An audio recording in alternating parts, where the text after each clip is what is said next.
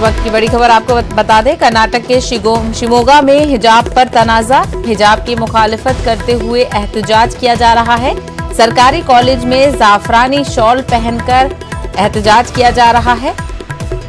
शिमोगा के चंद कॉलेजों में पथराव के वाकयात, दफा 144 नाफिज की गई शिमोगा में।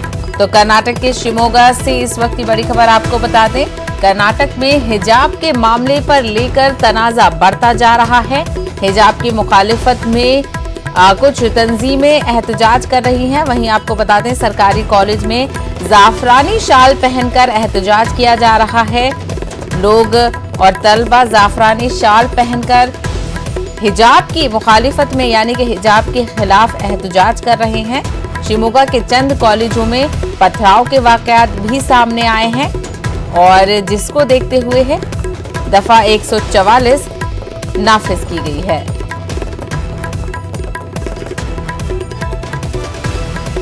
तो लगातार कुछ दिनों से हिजाब को लेकर कर्नाटक में कई कॉलेज में जो तस्वीर देखने को मिली, उसके बाद से ये मामला बढ़ता चला गया।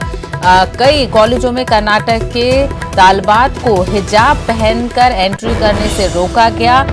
कर्नाटक हुकूमत का भी ये फरमान था और वहीं इंतजामिया ने इस पर कार्रवाई की। ताज़ा तस्वीरें आप देख सकते हैं जहां पर बड़ी तादाद में लोग हिजाब के खिलाफ एहतजाज कर रहे हैं। तलबा भी इसमें शामिल हैं। वहीं जो ये तमाम लोग हैं वो जाफरानी शॉल पहनकर हिजाब के खिलाफ एहतजाज कर रहे हैं।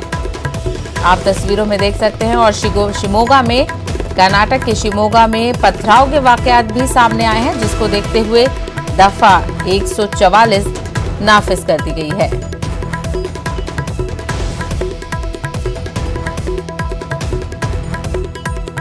तो हिजाब को लेकर ये जो तनाज़ा है वो बढ़ता जा रहा है। वहीं मुस्लिम जो तालिबात हैं उन्होंने इस फरमान के खिलाफ एहतजाज किया।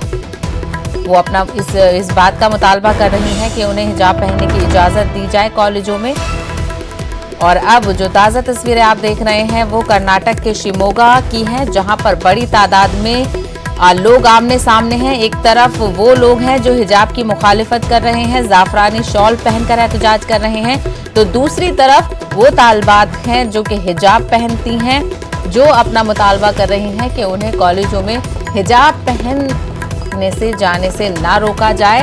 और आप तस्वीरें देख सकते हैं, बड़ी तादाद में लोग इस एहतजाज में शामिल हैं जो कि हिजाब की मुखालिफत कर रहे हैं और जाफरानी शॉल पहनकर वो एहतजाज कर रहे हैं। इस मामले को लेकर सियासत भी देखी जा रही है, क्योंकि कई लीडरों का ये भी कहना है कि इसमें बीजेपी का कहीं ना कहीं हाथ है, क्योंकि जो लोग मुखालिफत कर रहे हैं वो जाफरानी शॉल पहन रहे हैं और जाफरानी शॉल लोगों को तकसीम कर रहे हैं। रऊफ अलूरू मजीद तफसील के साथ हमारे साथ जुड़ गए हैं। रऊफ, मामला ये बढ़ता जा रहा है, बड़ी तादाद में मुखालिफत में लोग उतर आए हैं और अब पथराव भी किया जा रहा है।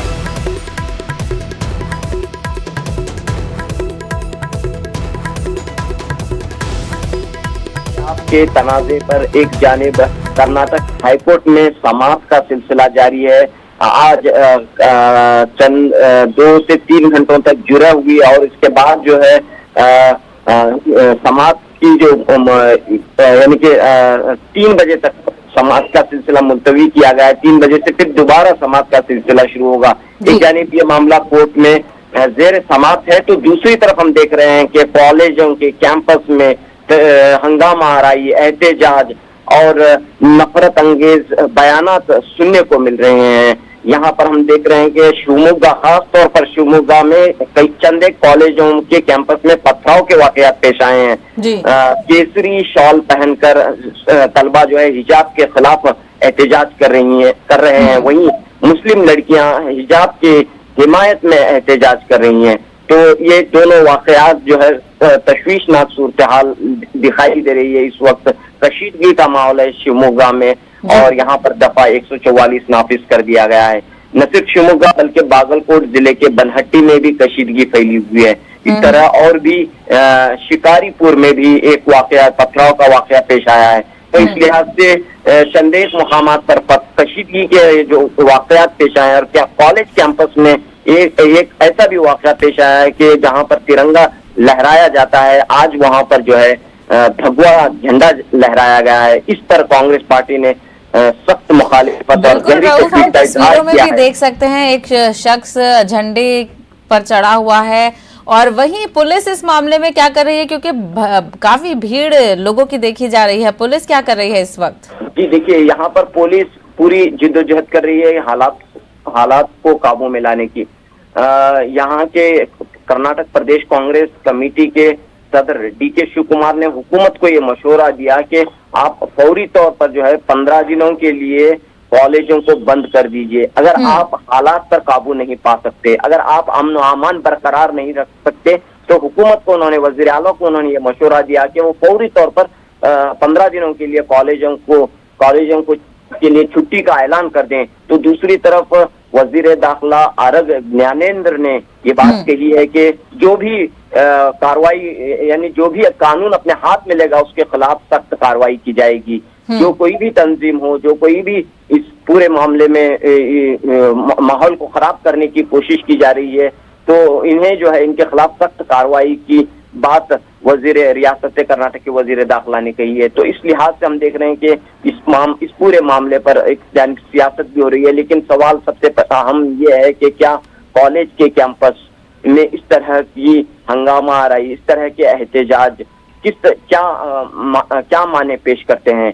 क्या तलबा के जहन में नफरत के बीज बोए जा रहे हैं? क्या तलबा के दरमियान जो मिलजुल कर पढ़ाई करते हुए आ रहे हैं, जो कभी मजहब और जात की बुनियाद पर नहीं, तालीम की बुनियाद पर एक जगह इकट्ठा होते हैं और उनमें फूट डालकर इस तरह की सियासत की जा रही है। बिल्कुल रऊफ, सियासत तो इसमें साफ तौर पर दिख रही है, मजम्मत की जा रही है।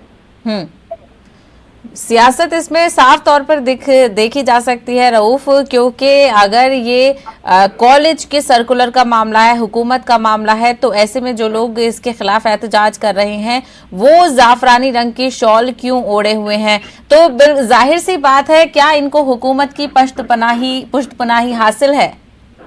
जी देखिए, यहाँ पर हमने देखा है कि हुकूमत ने 3 दिन कबल यानी 5 तारीख को एक ऐसा सर्कुलर जारी किया है जिसमें ये बात कही गई है कि जो ड्रेस कोड है सरकारी कॉलेजों में, खासतौर पर सरकार ने जो तयशुदा ड्रेस कोड बनाया है उसी पर सख्ती से अमल किया जाना चाहिए। तो इस सर्कुलर के आने के बाद मजीद जो है, जो हिजाब के खिलाफ एहतजाज कर रहे थे उनके हौसले मजीद बढ़ गए हैं।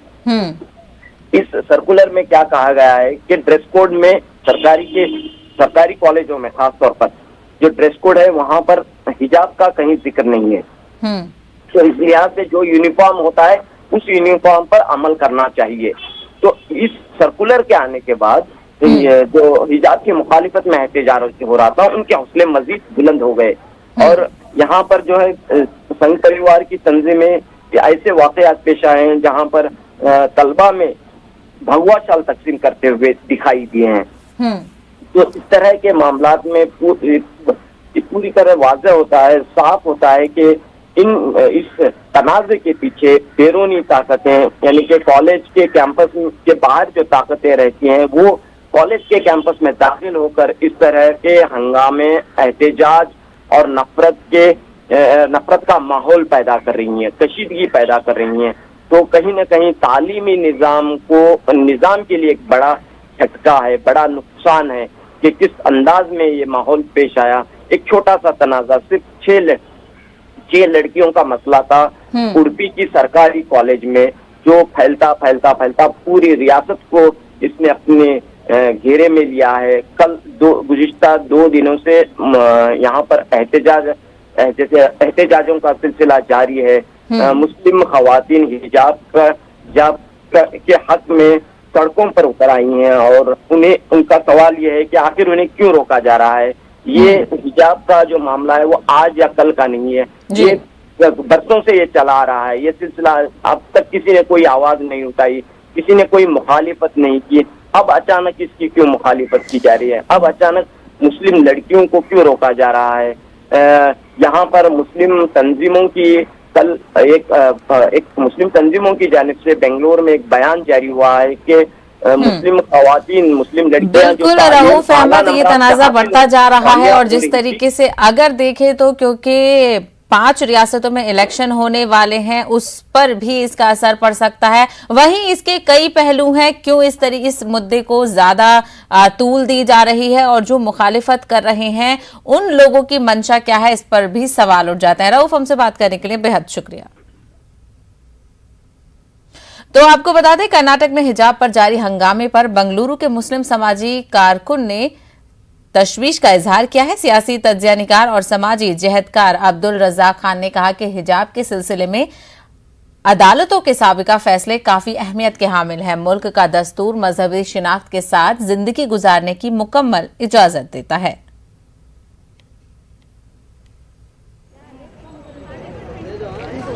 अपने धर्म के एक दस्तूर के, एक ट्रेडिशन के मुताबिक अगर हिजाब पहन रही है तो इसे कोई कोर्ट, कोई चीज इसके खिलाफ बिल्कुल भी नहीं बात कर सकती।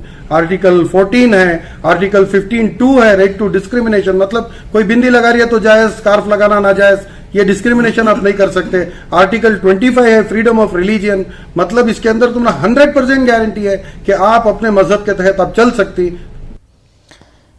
हिजाब तनाजा की आड़ में बीजेपी यूनिफॉर्म सिविल कोड नाफिज करना चाहती है। बंगलुरु में कर्नाटक प्रदेश कांग्रेस कमेटी अकलियती शोबे के नायब सदर मुदब्बिर अहमद खान ने यह बात कही। वाज़ेह रहे कि कर्नाटक भर में हिजाब की हिमायत में मुस्लिम खवातीन पुरजोर तरीके से एहतजाज कर रही हैं। रियासत के तमाम शहरों में एहतजाजी मुजाहरे हुए हैं।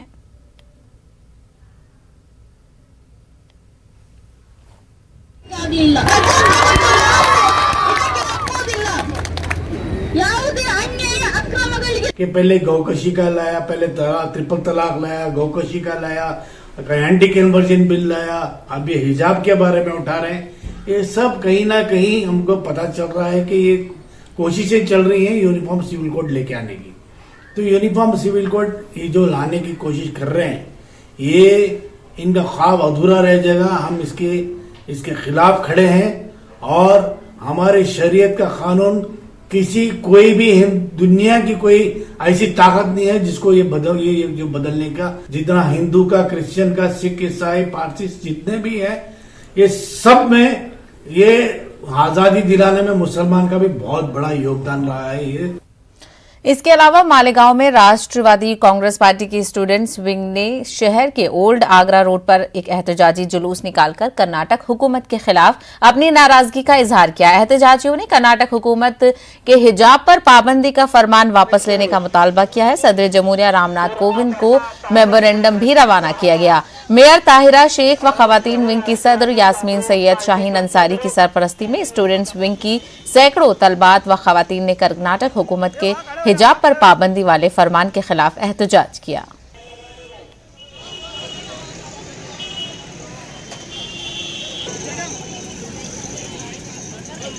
राष्ट्रवादी कांग्रेस पार्टी के बैनर तले आज जो हमारे ये कर्नाटक में जो हमारे हिजाब पर जो पाबंदी लाने की कोशिश की गई है, जो ड्रेस कोड के नाम पर जो हमारे कर्नाटक में हमारे मुस्लिम बहनों को जो कॉलेज में जाती है उनको जो सताया जा रहा है, ड्रेस कोड के नाम पर उनको जो अलग बिठाने की बात की जा रही है, इसकी हमने आज पुरजोर मजम्मत की है और ये एहतजाज हमने आज दर्ज कराया है। लोकसभा एमपी डॉक्टर मोहम्मद जावेद ने कर्नाटक हिजाब केस के हवाले से न्यूज 18 से बात करते हुए कहा कि ये बदकिस्मती की बात है कि अगर कोई स्कार्फ पहनता है और उसे क्लास में दाखिल नहीं होने दिया जाता है, ये आईनी हुकूक की खिलाफ वर्जी है। डॉक्टर जावेद ने कहा कि कर्नाटक में जो कुछ भी हो रहा है ये सब मनसूबाबंदी के तहत हो रहा है ताकि लोगों को तकसीम किया जाए। डॉक्टर जावेद ने कहा कि अगर कर्नाटक हुकूमत और वजीर आला इस मसले को हल नहीं कर सकते तो वजीर आला को इस्तीफा देना चाहिए। का मुद्दा लगातार जोर पकड़ रहा है और इसका दायरा बढ़ रहा है। आज इस मामले पर अदालत में सुनवाई भी होनी है, लेकिन इस सब के बीच राजनीति तेज़ हो गई है। हमारे साथ इस पूरे मुद्दे पर बात करने के लिए हैं member of parliament doctor Javed साहब। जावेद साहब, जिस तरीके से ये मुद्दा सामने आया है, क्या लगता है आपको, क्या सरकार की नाकामी रही या ये एक सोची समझी रणनीति है? ये बिल्कुल सोची समझी रणनीति है और जो बच्चियां हैं, एक तरफ आप कहते हैं बच्ची पढ़ाओ और वगैरह वगैरह, और दूसरे तरफ आप चाहते हैं कि एक छोटे से स्कार्फ अगर सर पे रख लिया जाए, उस पे उसको इस क्लासरूम नहीं जाने दिया जाए, ये तो सरासर उल्लंघन है उनके कॉन्स्टिट्यूशनल राइट का। हर बच्चे को पढ़ने का अधिकार है और उसको पढ़ने दिया जाना चाहिए। लेकिन जिस तरीके से वहाँ पर दलील दी जा रही है कि ये ड्रेस कोड का मामला है, सबको एक तरह की ड्रेस पहननी चाहिए, यूनिटी का मामला है, सरकार की तरफ से इस तरह की बातें कही जा रही हैं, और उसके बाद बहुत सारी जो छात्राएं हैं, बहुत सारे जो स्टूडेंट्स हैं, वो एक शॉल डाल करके, गमछा डाल करके आ रहे हैं, भगवा गमछा। ये सब ऑर्गेनाइज किया जा रहा है। ये मौजूदा सरकार आरएसएस और बीजेपी का ये एजेंडा है कि किस तरह समाज को बांटा जाए। जो छोटे छोटे बच्चे हैं जिनको धर्म के बारे में सही से मालूम भी नहीं होगा, उसको बांट रहे हैं। आप खुद की तरफ देखिए, आदरणीय प्रधानमंत्री जी कभी मतलब 1000 टोपी में नज़र आए वो, और मतलब सैकड़ों अलग अलग ड्रेस में आए। हमारे पार्लियामेंट में और अलग अलग विधानसभाओं में आप ज़रा ड्रेस कोड देखिए, आप क्या वही ड्रेस कोड है क्या?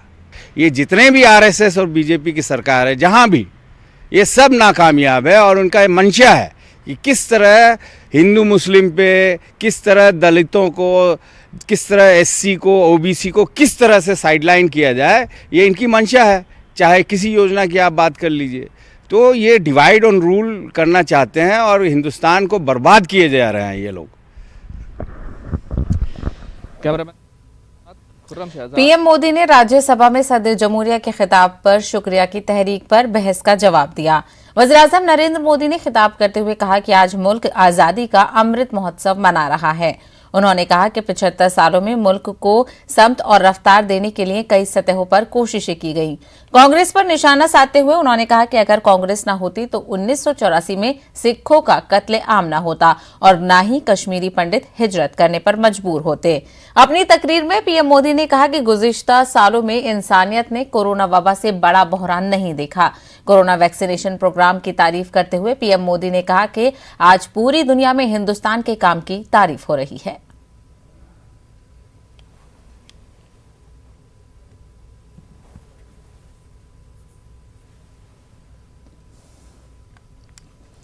फिलहाल रुकेंगे एक छोटे से ब्रेक के लिए, जल्द लौटेंगे कुछ और खबरों के साथ। ब्रेक के बाद आपका खैर मकदम है। पीएम मोदी ने राज्यसभा में सदर जमहूरिया के खिताब पर शुक्रिया की तहरीक पर क्या कुछ जवाब दिया, ये सुनते हैं। लगभग 1,20,00,000 नए ईपीएफओ के पैरोल पे जुड़े,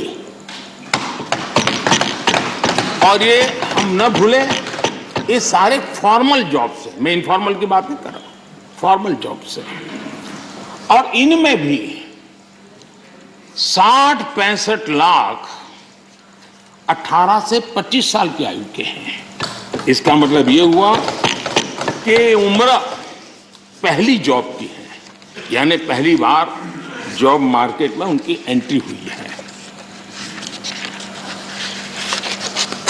आदरणीय सभापति जी, रिपोर्ट बताती है कि कोरोना के पहले की तुलना में कोविड रिस्ट्रिक्शन खुलने के बाद हायरिंग दोगुनी बढ़ गई है। नेस्कॉम की रिपोर्ट में भी यही ट्रेंड की चर्चा है। इसके अनुसार 2017 के बाद डायरेक्ट इनडायरेक्ट करीब, नेस्कॉम का कहना है, 27 लाख जॉब्स आईटी सेक्टर में, और ये सिर्फ स्किल की दृष्टि नहीं, उससे ऊपर के लेवल के लोग होते हैं जिनको रोजगार प्राप्त हुआ है। मैन्युफैक्चरिंग बढ़ने से वजह से भारत के ग्लोबल एक्सपोर्ट में वृद्धि हुई है, और उसका लाभ रोजगार के क्षेत्र में सीधा सीधा होता है। महामारी के दबाव के बावजूद हमने महंगाई को एक लेवल पर रोकने का बहुत प्रयास किया है, ईमानदारी से कोशिश की। 2014 से लेकर 2020 तक ये दर 4 से 5% के आसपास थी। इसकी तुलना जरा यूपीए के दौर से करें तो पता चलेगा कि कि महंगाई होती क्या है। यूपीए के समय महंगाई डबल डिजिट छू रही थी। यूपीए के समय डबल डिजिट छू रही थी।